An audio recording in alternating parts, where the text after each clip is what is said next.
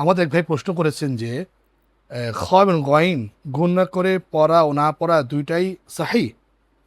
প্রিয় ভাই, আপনি যেটা প্রশ্ন করেছেন যে খ এবং গইন, খ এবং গইন এই দুটি হরফ, হরফ ইস্তিআলা গুণনা করে পড়া ও না পড়া কি সাহি? আসলে আমি আপনাদেরকে আমার এই ভিডিওতে খ এবং গইন নিয়ে দুইটি পর্ব করেছিলাম।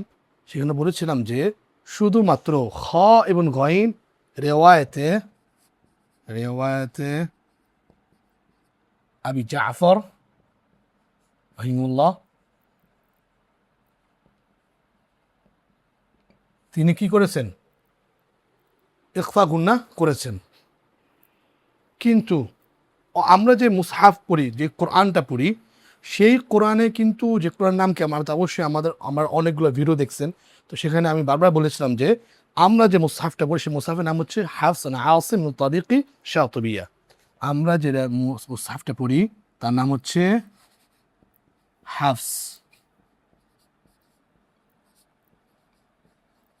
হাফস হাফস রহিমুল্লাহর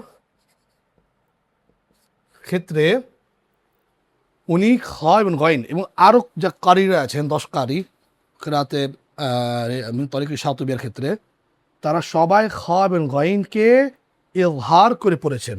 ইজহার ইজহার করে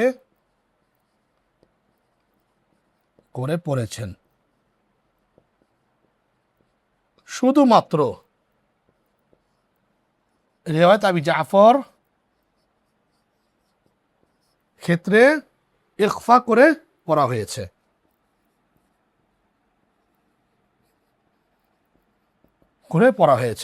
যেরকম হরফ ইস্তিআলা, খ এবং গইন হরফ ইস্তিআলার মধ্যে দুইটি রয়েছে। আরেক ভাই প্রশ্ন করেছেন, তার নামটা হচ্ছে আরেক ভাই, তার 1 মিনিট,